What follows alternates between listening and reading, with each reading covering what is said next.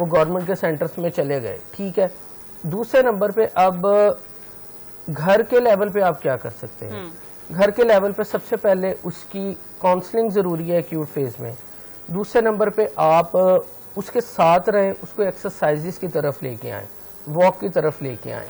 اور واک کا مطلب یہ نہیں کہ گھر کے اندر فریش ایئر میں. آپ دیکھیں جب وہ مارننگ واک کرے گا, ایکسرسائزز کرے گا, آٹومیٹکلی اس کی باڈی ایزی فیل کرے گی. کوئی خاص ایکسرسائزز ہیں اس میں ڈفرینٹ ایکسرسائزز ہیں, آپ اس کو واک کروائیں. واک کے بعد دوسرے نمبر پہ آپ اسے کہیں کہ اسٹریچز کرے, جنرلائز اسٹریچنگ کرے. تیسرے نمبر پہ آپ اس کو کہیں ڈیپ بریتھنگ کرے فریش ایئر میں. اس سے کیا ہے, کسی حد تک آپ کی باڈی میں پلیئر ہارمون ڈوپامن کی پروڈکشن ہو رہی ہے. تو جو چیز وہ مانگ رہا ہے وہ کسی حد تک آپ کی باڈی میں ڈوپامن لیول اوپر جا رہا ہے اور وہ چیز مینیجیبل کنڈیشن میں اس کی آ رہی ہے. اگر وہ زیادہ سویئر کیس میں میٹھا زیادہ دینا چاہیے, سالٹی چیزیں دینی چاہیے جن سے ان کا موڈ ٹھیک رہے, ایسے کھانا پینا بھی افیکٹ کرتا ہے. تو آپ سب سے پہلے دیکھیں کہ آپ انہیں اچھی ڈائٹ دیں. میٹھا نمکین یہ ساری چیزیں سیکنڈری ہیں, آپ اسے وہ ڈائٹ دیں جس سے اس کی باڈی جو ہے وہ طاقت میں آئے. آپ اس کو دودھ دیں, آپ اس کو فروٹس دیں, آپ اس کو یخنی دے سکتے ہیں, آپ اس کو ڈائٹ میں جو مرضی چیز دیں. ہاں میٹھی چیزیں جو چینی کی بنی ہوئی چیزیں وہ تھوڑی کم دیں, لیکن جو فروٹس ہیں وہ آپ اسے اچھے سے دیں.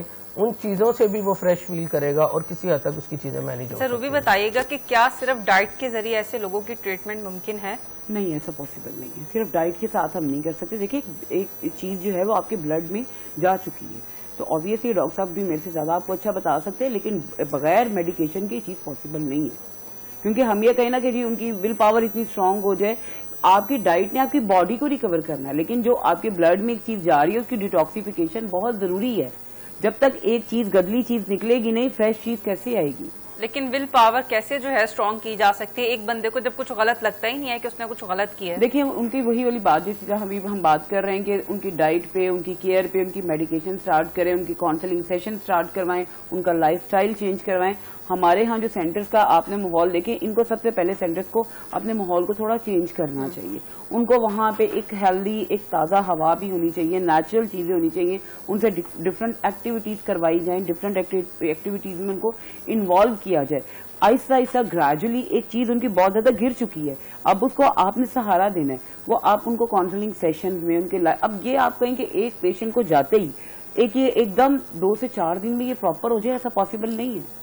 سب سے پہلے اس کی باڈی نے ریکور کرنا ہے, پھر اس کی مینٹل ہیلتھ نے ریکور کرنا ہے, اس کے وہ تمام آرگنز نے دوبارہ اپنا کام جو ہے وہ ایک ری بلڈ کر کے ریسٹارٹ کرنا ہے. It takes time.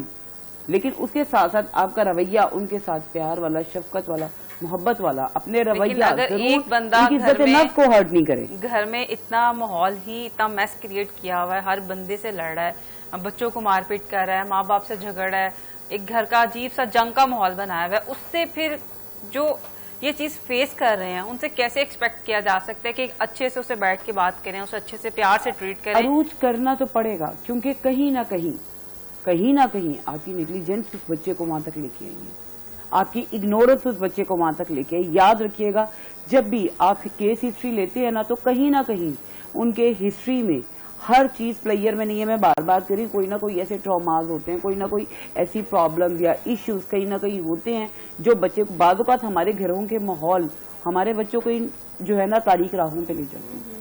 جب گھر میں حد سے زیادہ سختی, حد سے زیادہ آزادی, دونوں چیزیں آپ کے بچے کے لیے زہر ہے.